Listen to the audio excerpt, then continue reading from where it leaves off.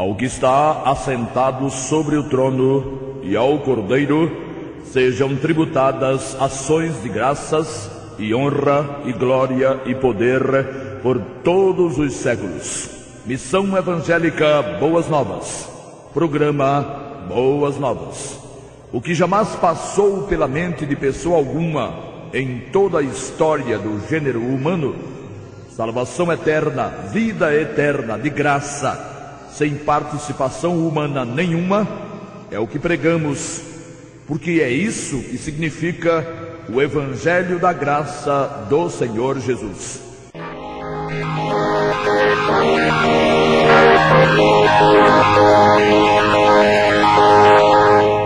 Sabe quem sou eu? Sabe com quem está falando? Essas expressões são a característica principal, são o cartão de visita da arrogância humana. Quando alguém as usa, e são muitos a usá-las, falou por confiar desmesuradamente em alguma posição alcançada, senão politicamente, então com o poder do dinheiro. Pessoas desequilibradas que não mais se sustentam nas próprias pernas, figuradamente, é que chegam a tais desplantes. Quem é o ser humano? Ou o que é o ser humano? No que diz respeito ao que pensam os que pensam serem mais que os demais, basta ir a um cemitério. Lá, muitos em decomposição, ou já decompostos, fizeram uso das tais expressões arrogantes. Mas agora, sabe quem sou eu? E por acaso não sabemos-lo todos? O homem que fala e que destila sua arrogância, o homem que caminha, que vai e que vem, é um pedaço de carne de 80 quilos em média, pronto a todo instante para servir ou a servir de pasto aos vermes. Isso é tudo o que restará da arrogância humana. E se a coisa acabasse aí, ainda estaria de bom tamanho. Infelizmente, a tolice humana não faz a miséria só do corpo, contamina sobretudo o próprio homem, o espírito. E sendo espírito, e não carne e sangue, como o corpo que é destruído pela terra, o próprio homem, o espírito, com essa arrogância, não haveria de ter espaço na presença do Altíssimo, e haja complicação. Não que os arrogantes não tenham também lá suas religiões. Para não serem comparados a animais, eles dão um dedo de importância a uma entidade qualquer entre as centenas que existem no mercado da fé, e acham que já dão importância demais. E lá se vão, vida afora, como disse o poeta, com a boca cheia de dentes, esperando a morte chegar. Não que eles a esperem tão cedo, mas é que ela chega a si mesmo, sem ser convidada e nem esperada, e aí, sim. Mas a arrogância humana, rigorosamente, seria só essa arrogância? A arrogância dessas expressões arrogantes? Que nada. Existem demonstrações de arrogância tão ruins ou piores quanto. No aspecto espiritual, a arrogância tem tomado conta de uma quantidade enorme de pessoas que se acham o máximo diante do Senhor Deus. Todos quantos, ou tantos quantos, apresentam alternativas para o plano de Deus na questão da salvação, quer dizer, tantos quantos pertençam a que organização pertencerem, entendem que o que foi estabelecido por Deus como suficiente para a satisfação de sua justiça ainda não seria suficiente, cabendo ao ser humano, mesmo depois de ter apelado para o sangue de Jesus, de forma sincera e consciente, fazer alguma coisa, desde tentar cumprir a lei até perseverar, passando pela subserviência aos líderes e pela obrigatoriedade do pagamento do dízimo, hajam possuídos pelo pior tipo de arrogância que a mente humana já foi capaz de conceber. O ser humano é mau até quando pretende demonstrar bondade. Muitos santarrões, dentro das comunidades religiosas, desfilam vestidos com o vestido da humildade, mas na realidade são pretensiosos e arrogantes. Sabe quem sou eu? Sabe com quem está falando? Eu não sou um qualquer. Eu sou santo. Vivo aos pés do Senhor. Vivo na obediência. E espero, quando chegar o momento, estar pronto e merecer ser arrebatado, ou estar perseverando se a morte chegar primeiro. Nem sequer a coisa é feita de forma velada. As afirmações são diretas. Eu preciso merecer para poder ser tomado pelo Senhor. Eu preciso conquistar a cada dia o direito de ser salvo.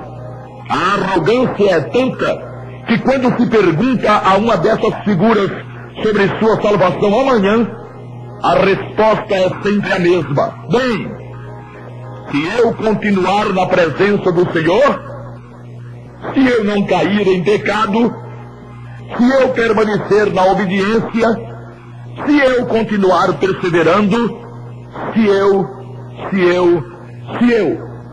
deixa de ter valor para essas figuras aquilo que o Senhor Jesus realizou na vida e na morte. O sangue de Jesus perderia o poder e a eficácia, porque estaria em evidência o poder e a eficácia do se eu dessas belezuras. A vaidade, o orgulho, a presunção e a frustração da criatura humana de não ser, mas insistir em ser, de não merecer, mas precisar merecer, é que transformam para elas Jesus em um coadjuvante na salvação. É alguém que apenas ajudou, ajuda ou ajudará. Elas não sentem assim. Acham até que dão a Jesus a parte mais importante na salvação, mas recusam-se a dar-lhe todo o mérito. Não, isso não. Uma parte do mérito na salvação seria para a satisfação do próprio ego. No final das contas, pensam, todo mundo tem seu orgulho próprio. Todo mundo quer ter a satisfação de ter podido participar com alguma coisa no plano salvador. E haja arrogância. A arrogância religiosa, mal que afeta e que tem afetado grandemente a igreja atual, Laodiceia, bate de frente com a mensagem do Evangelho da Graça do Senhor Jesus. Não se sabe ao certo como é que funciona a mente de um religioso, mas ela deve ter sérios problemas de lucidez, de concatenação ideológica. Estamos nos referindo a religiosos de Bíblia à mão. As escrituras do Novo Testamento, as mesmas escrituras que esses religiosos portam e leem, o tempo todo dizem, desde o livro dos Atos até o livro de Apocalipse, ser a salvação eterna um dom gratuito da graça de Deus, mediante os méritos do sangue de Jesus. A coisa é de tal forma enfática que o Santo Espírito levou o apóstolo Paulo, um erudito da língua grega, a fazer uso de uma redundância que em outras circunstâncias seria desnecessária. Trata-se exatamente da expressão dom gratuito. Qual o dom que não é gratuito ou que não seria gratuito? Se é dom, se for dom, há de ser e teria de ser gratuito. Todavia, a bênção da vida eterna, não da existência eterna, a bênção da vida eterna, pois existência eterna todos os seres morais, anjos e homens têm. A bênção da vida eterna, pois, da salvação eterna, ou seria oferecida de graça, completamente de graça, à parte de qualquer coisa feita, produzida ou conquistada por um ser humano, ou ninguém lograria, ou ninguém conseguiria chegar lá. Para alcançar a vida eterna, era necessário, ou seria necessário, que quem o lograsse, quem o conseguisse, tivesse chegado à altura perfeita da justiça de Deus. E isso sempre foi coisa muito fácil, pelo menos é o que parece conceber a mente de muitos religiosos. Ser fiel até a morte e dar-te-ei a coroa da vida, e aquele que perseverar até o fim será salvo, são textos usados a torto e a direito, quer dizer, a direito não, porque usar textos escatológicos como esses, dentro da doutrina da salvação, não tem nada de direito. Então, são textos usados de forma torta para amedrontar pessoas, principalmente aquelas que não são muito chegadas ao pagamento do dízimo e à obediência absoluta aos líderes. Se o Senhor Deus exigisse que alguém fosse fiel até a morte, ou fosse perseverante até o fim, sendo essa fidelidade e essa perseverança a ausência total de qualquer tipo de falha, para ser o tal alguém salvo, teríamos na Bíblia não a palavra de Deus, mas a palavra de um maluco que só porque tem poder, ou teria poder, brincaria de gato e rato com suas criaturas, uma vez que a mesma palavra, a mesma Bíblia afirma lá no Velho Testamento e repete depois da cruz no Novo Testamento que do homem o Altíssimo não espera nada de bom. O Senhor olhou desde os céus para os filhos dos homens para ver se havia algum que tivesse entendimento e buscasse a Deus. Desviaram-se todos e juntamente se fizeram imundos. Não há quem faça o bem, não há sequer um. Não há um justo, nenhum sequer. Não há ninguém que entenda, não há ninguém que busque a Deus. Todos se extraviaram e juntamente se fizeram inúteis. Não há quem faça o bem, não há nenhum só. Salmo 14, versículos 2 e 3 e Romanos 3, 10 a 12. Diante desse quadro, se Deus exigisse para a salvação obediência, lisura total, perfeição de caráter e justiça própria, só poderia ser para transformar os que invocassem o nome de seu Filho bendito naquilo em que se transformaram muitos religiosos, verdadeiros zumbis, almas penadas, que vivem sem viver, sorriem com os olhos, enquanto mantêm o coração assombrado e requieto, num misto de dor e de agonia, ante a perspectiva da perdição eterna, pois se reconhecem falhando, tendo a intenção da obediência, sem contudo conseguir concretizá-la ininterruptamente. Esses coitados pedem perdão o tempo todo. Não lhes foi dito e nem ensinado que o perdão dado ao remido foi em função da obra do Senhor Jesus e do poder do seu sangue. E até que se prove ter Jesus fracassado e seu sangue se transformado em água, o perdão está e será mantido. Deus não perdoou ao remido, esperando que daí por diante ele vivesse tão justamente quanto viveu Jesus. Isso seria utopia braba. Seria não. É a utopia debaixo da qual vivem muitos. Vivem também não. Vegetam. Pois quem vive sem certeza absoluta de perdão e de estar para todos sempre em paz com Deus, não vive realmente. Pelo menos não vive a vida abundante que o Senhor Jesus conquistou para seus irmãos na cruz. Sabe quem sou eu? Sabemos. Um triste que não tem onde cair morto espiritualmente, mas que pensa que é o tal, pensa que é obediente, pensa que está perseverando e pensa estar convencendo a Deus de merecer ser recebido por Ele na glória eterna. Existem pessoas que jamais se enxergam, mesmo afirmando a palavra do Senhor, toda a impossibilidade moral e espiritual de alguém satisfazer toda a sua justiça, continuam na presunção de serem capazes de chegar lá. Ou seja, para elas, houve falha na avaliação do Altíssimo.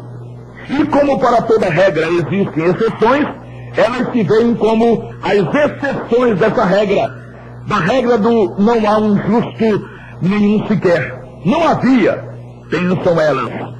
Ou será que elas pensam também que mesmo sem serem justas e perfeitas moralmente, Deus as aceitará ou aceitaria, só porque elas vivem e vivam tentando cumprir a lei e serem obedientes, tentando ser sem serem contudo? Seja como for, no final não será como pensam os religiosos. Será sempre como a verdade da palavra de Deus registra. Quem não quiser tem todo o direito de não querer. Só não poderá modificar nada do que está escrito. E está escrito que todos pecaram e destituídos estão da glória de Deus, sendo justificados gratuitamente pela sua graça, pela redenção que há em Cristo Jesus. Romanos 3, 23 e 24. Todos pecaram, todos. Nem de longe aparece a figura aqui de uma exceção. E todos, os não remidos, é óbvio, estão destituídos da glória de Deus. Todos. Não há ninguém que a mereça. Quem foi justificado diante do Todo-Poderoso foi justificado pela graça. E foi justificado gratuitamente. E a justificação só teve uma causa: a redenção que há em Cristo Jesus. Este Cristo Jesus foi aquele que teve que morrer há mais de 1900 anos, a quem muita gente aplaude, de quem muita gente festeja o nascimento e chora a morte. Aquele que cumpriu toda a lei, aquele que foi ressuscitado dentre os mortos, aquele mesmo, aquele conhecido em todo o mundo ocidental e de quem milhões se dizem seguidores e discípulos. Pois bem, ele, aquele Jesus, o Cordeiro Eterno, foi e é a proposta de Deus para a propiciação ou para a cobertura de tudo quanto for pecado, mas só pela fé no seu sangue. É aí que aquele Jesus se torna um perfeito desconhecido para a maioria. A ajudar a salvar, muitos permitiriam e permitem que Jesus faça. Mas salvar sozinho não dá, mas é porque não dá mesmo. Salvar sem a necessidade da guarda do sábado ou do domingo, nem pensar.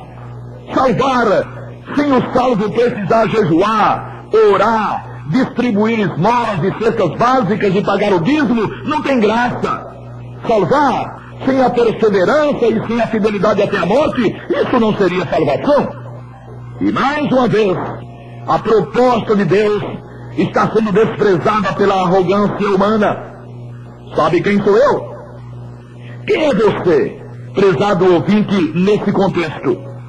Seja o que você for, se você não for um remido consciente, um remido que entendeu perfeitamente o que foi realizado na cruz pelo Senhor Jesus, um remido que alcançou o tamanho do poder e da eficácia do sangue do Cordeiro Eterno, um remido que se gloria no Senhor e na virtude do seu preciosíssimo sangue, você é um arrogante. É alguém que, desprezando a proposta de Deus, que oferece perdão completo, total e absoluto, pretende conquistar, sendo injusto e imperfeito, a justiça e a perfeição do Altíssimo. Abra os olhos, se for o caso. Atente com carinho para o que foi afirmado pelo apóstolo Paulo ao dizer: Deus escolheu as coisas vis deste mundo e as desprezíveis e as que não são, para aniquilar as que são, para que nenhuma carne se glorie perante ele. Mas vós remidos, sois dele em Jesus Cristo, o qual para nós, remidos, foi feito por Deus sabedoria e justiça e santificação e redenção. Para que, como está escrito, aquele que se glorie-se no Senhor. 1 Coríntios 1, 28 a 31. Agora, raciocine, por favor. Quem pensa que será finalmente salvo, se tiver sido perseverante e fiel até a morte, está se gloriando no Senhor ou em si mesmo? Não é tão difícil assim concluir, não é verdade? O fato é que não será possível jamais dividir a glória da salvação. Ou ela seria do Senhor Jesus, ou seria de quem alcançasse, a peso de muita luta, e de muita obediência, e de muita justiça própria, e de muita fidelidade, e de muita perseverança, a agradar a Deus tão tremendamente, a ponto de receber o carimbo de aprovação. O texto lido há pouco dá conta de que Deus escolheu as coisas vis e desprezíveis deste mundo e as que não são, para aniquilar as que são.